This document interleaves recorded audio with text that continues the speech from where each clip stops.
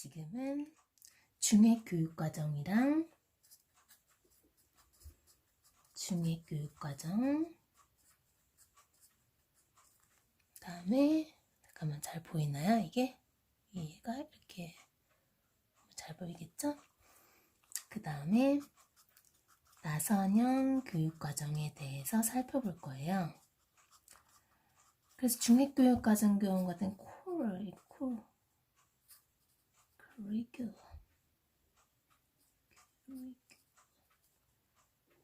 그래서 중액교육과정, 나선형 교육과정이에요. 이 두 가지를 한번 살펴보도록 할게요. 먼저 개념, 중액교육과정이 무엇인지 이 두 가지의 개념부터 한번 살펴볼게요.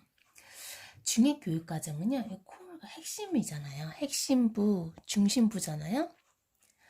그래서 이게 바로 중액이에요. 중액과정. 그 다음에 이렇게 밖에 이렇게 주변 과정을 같이 구성하는 거예요. 그래서 이 중액교육과정 같은 경우는 이렇게 지식 습득에만 치우친 교과중심 교육과정. 우리 교과중심 교육과정 이미 했죠? 교육과정. 그 다음에 또 경험중심 교육과정은 학습자의 흥미를 중시한 학습자의 흥미에만 치우친 이건 경험중심 교육과정의 단점을 이 두 가지의 단점을 보완하기 위해 나온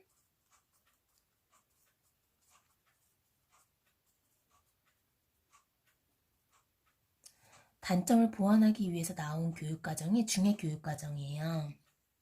그래서 개념적으로 보면은 이게 특정 주제를 중심으로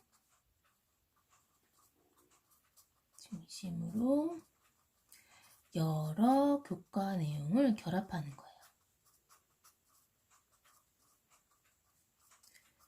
그러니까 가장 중요하다고 생각하는 거는 이 중에 가운데 넣고 이제 그 외의 것은 주변 과정에다가 넣는 거죠. 그게 중액 교육 과정이에요. 그 다음에 이제 나선형 교육 과정의 개념 같은 경우는 나선형 교육 과정은 쉽게 말해서 이렇게 나선형이에요. 나선형이 뭐냐면은 자, 이거 보이죠? 이게 반복 심화되는 거예요.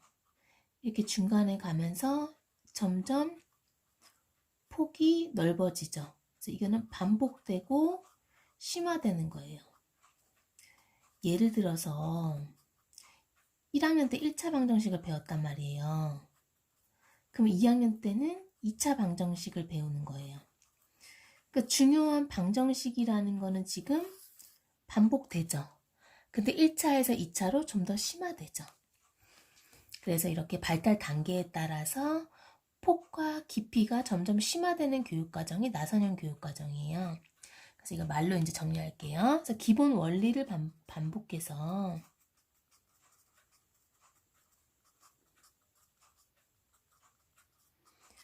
발달 단계가 높아짐에 따라 그냥 학년이 진전됨에 따라 발달 단계가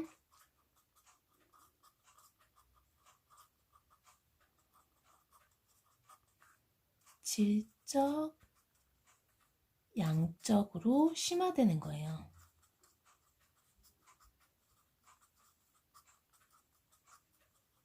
이게 나선형 교육과정의 정의가 되겠죠.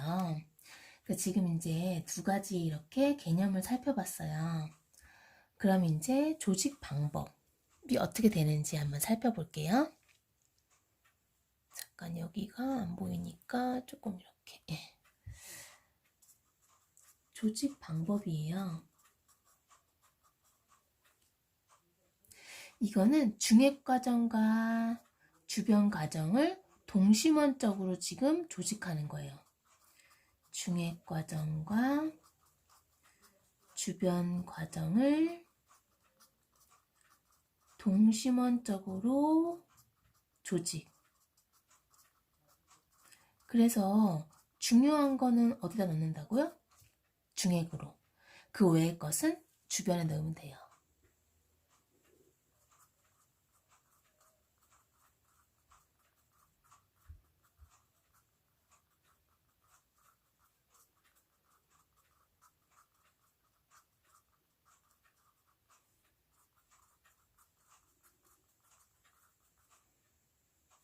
주변 과정에 넣어요. 넣어서 조직하는 거예요. 근데 이 조직 방법 같은 경우는 이 중액 요소가 무엇이냐에 따라 달라져요.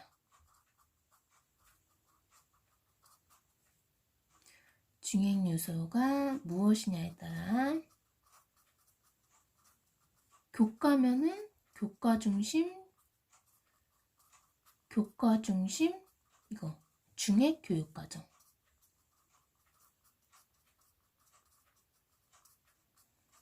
그 다음에 가운데가 학습자의 경험이야. 그럼 학습자의 경험 중심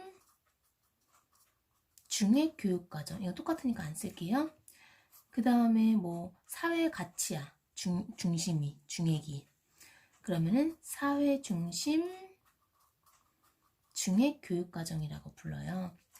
그래서 이 교과 중심 중액 과정 같은 경우는 뭐 교과와 교과를 통합하는 거예요. 뭐 예를 들어 영어와 사회 교과를 통합한다. 가장 흔한 형태죠. 학습자의 경험 중심은 여기 가운데다가 학습자의 경험을 넣는 거예요. 그 다음에 주변 과목을 통합하고요. 사회 중심은 사회 문제나 사회 가치를 넣고 나머지 주변을 통합하는 거예요. 그 다음에 이제 장점, 단점은 이따가 좀 더 할게요. 근데 나선형 교육과정을 잠시 보면요. 잠깐 펜을 한번 바꾸도록 하겠습니다. 근데 지금 주위에 잠깐 펜을 한번 바꿀게요. 근데 이게 잘 보일까 모르겠네요. 이 나선형 교육과정 같은 경우는요. 잠시만, 원래 조직 방법으로 뭐 계열성 이런 걸 해야 되는데 잠깐 참고사항으로 하면 이 나선형 교육과정 같은 경우는 저번 시간에 했던 학문 중심 교육과정이에요. 대표자가 이제 또 브루너였잖아요. 이게 브루너거든요. 그래서 학문 중심 교육과정에 이 교육과정은 뭐야? 학문 중심에서는 교육과정이 뭐니? 그러면은 여기서의 교육과정은요. 이게 나선형 교육과정이에요. 그 다음에 교육 내용이 뭐니? 그건 뭐였어요? 지식의 구조였죠? 그 다음에 교육 방법. 그럼 이제 이거는 나중에 교수학습 가서 할 건데 이거는 발견학습이에요. 그러니까 지금 이 구조를 잘 보면은요. 이렇게 구조가 있단 말이에요. 잠깐 참고로. 그러니까 얘는 결국에는 지금 학문 중심 교육과정이에요. 나선형 교육과정은요. 그러니까 이따가 장점, 단점 할 때도 학문 중심 교육과정의 장점, 단점과 일치한다고 생각하시면 돼요. 자, 그럼 다시 이제 계열성으로 돌아올게요. 조직 방법, 조직 원리가 뭐니? 계열성이에요. 계열성.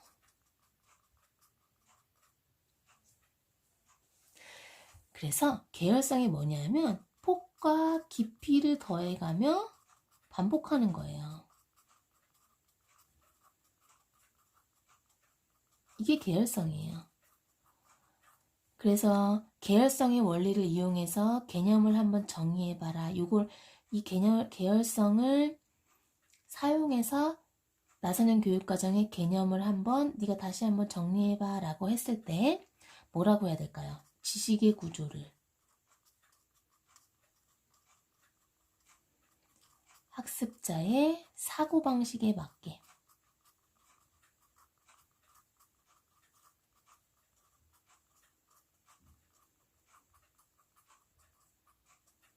네, 이제 뭐라고 해야 돼요? 이게 발달 단계가 높아짐에 따라 같은 말이에요. 학년이 진전됨에 따라 내용을 어떻게 해야 돼요? 반복, 심화해야 되겠죠. 근데 그냥 내용이 아니라 중요 내용, 기본 내용, 중요한 부분을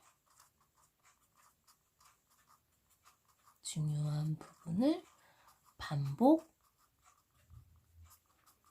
심화하며 가르침. 이게 바로 나선형 교육과정이에요. 자, 그럼 여기까지 이제 조직 방법에 대해서 살펴봤고요. 자, 이렇게 해서 조직 방법, 개념 조직 방법까지 살펴봤어요. 자, 그런데 이제 이 나선형 교육과정 같은 경우는요. 자, 보이죠? 그러니까 중요한 표현 방법이 있어요.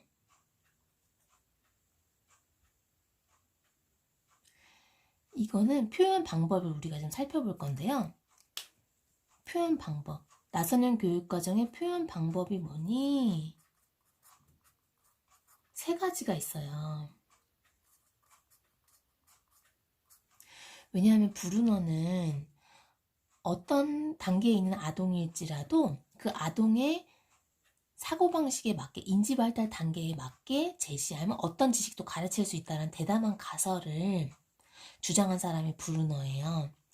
그래서 이 표현 방법은요, 인지발달 단계에 맞춰서 표현하는 거예요.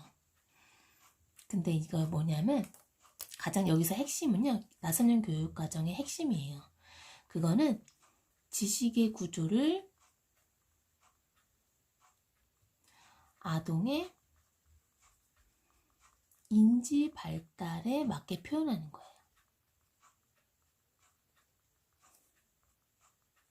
이게 핵심이에요. 나선형 교육과정의 핵심이에요. 근데 표현하는데 어떻게 표현하냐 하면요. 이거는 첫 번째는요. 작동적 표현 방법이에요. 작동적 표현 방법이 뭐냐면요. 이거는 행동을 통해 기본 개념을 가르치는 거예요.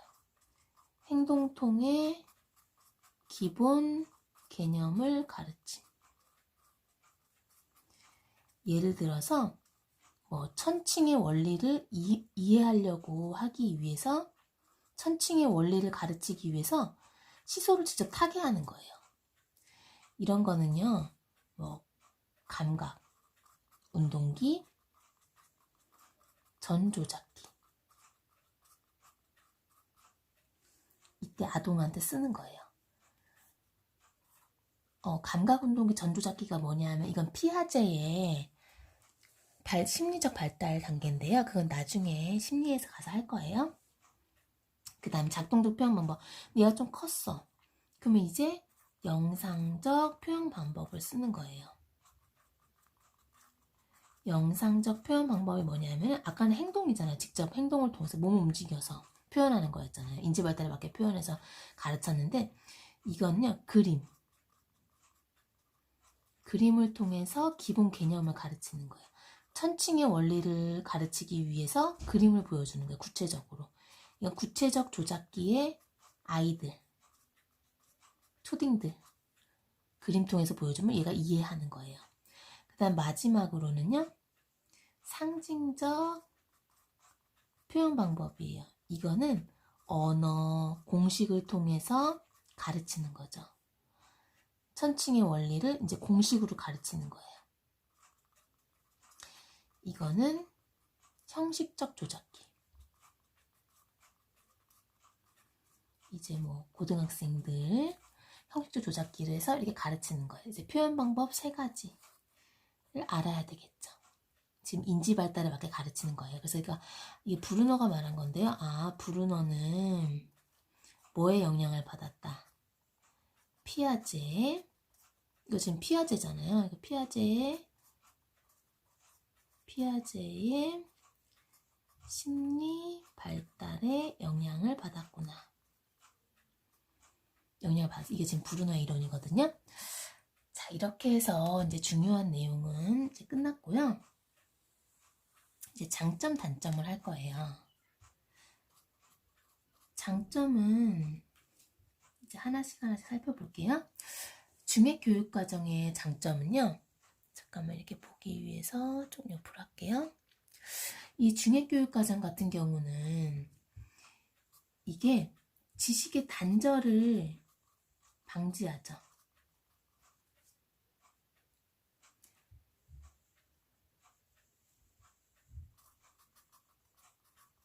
그래서 지식의 상호 관련성을 이해할 수 있다. 이게 무슨 말이냐면요. 원래는 이렇게 지식의 단절, 이거 같은 경우는 지식의 단절, 뭐 수학은 수학만 가르치고 과학은 과학만 가르치겠죠. 근데 이건 지금 상호 관련시킨단 말이에요. 예를 들어서 실제로 기출된 문제에는요. 어떤 교사 한 명이, 이게 실제 기출된 문제였어요. 교사가 남대천이 흐르는, 이게 무슨 하천의 이름인가 봐요. 남대천이 흐르는 중학교에서 근무한다, 이 교사가.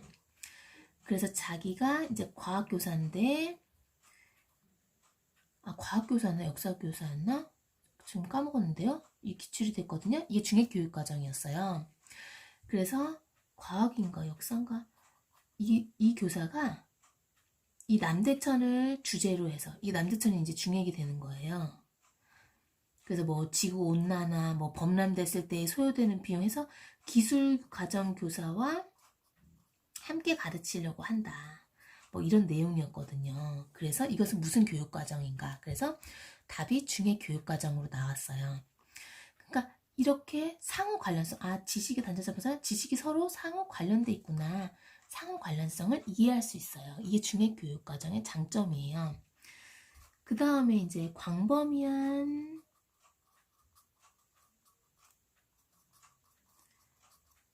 단원학습을 활용해 이게 협동학습을 또 촉진할 수 있어요. 촉진하니까 어떻게 돼? 이게 협동해서 이제 하는 거잖아요. 뭐 역사적인 관점, 남대천을 보는데 뭐 하천이 범람했을 경우 소요되는 비용을 구하고 지구 온난화에 대한 문제와 또 연결시키고, 그래서 협동학습을 이렇게 촉진해 시켜서 같이 이렇게 같이 하는 거예요. 그러니까 학습 동기가 유발되겠죠. 그 다음에 문제 해결력, 뭐 비판적 사고력, 이런 것들을 함양할 수 있겠죠. 근데 이제 단점도 있어요. 단점이 뭐냐면요. 이게 교사가 이제 혼자 한다고 생각해 보세요. 지금 이렇게 다 막 또 회의도 해야 되고 또 다 준비해야 돼요. 근데 교사들이, 아이고 이거 잘 보이나요? 근데 교사들이 이것만 하는 게 아니잖아요. 행정 업무도 많고 담임도 맡고 하니까 교사가 경비와 시간이 부족해요. 그러면 실패할 확률이 많겠죠. 그 다음에 이게 되게 취지는 좋아요. 교과중심 교육과정, 경험중심 교육과정을 통합하자, 단점을 보완하자라고 아주 취지는 좋아요. 근데 이론과 실제로는 이게 괴리가 있다고 해요. 그 다음에 이 중핵과정과 주변과정이 명확하지 않는 경우가 있어요. 주변과정의 구분이 모호한 경우가 있어요. 근데 나도 이거 책에서 이거 기출문제, 아주 예전 거라 기출문제 본 건데, 뭐 주변과는 5개를 했다라고 하는데 뭐가 주변이고 뭐가 중핵이고 뭐가 주변인지 솔직히 헷갈리더라고요. 읽으면서도요. 그럼 학생들은 좀 혼란스러울 수 있겠죠. 그 다음에 체계적으로 지식은 습득할 수 없겠죠. 지식 습득은 어렵겠죠. 왜냐면 이게 막 그냥 이것저것 다 주제를 묶어서 지식 중심이다 보니까, 이론 중심이 아니에요. 주제 중심이다 보니까 체계적으로 지식 습득은 어려워요. 지식을 전문화하기에는 지식의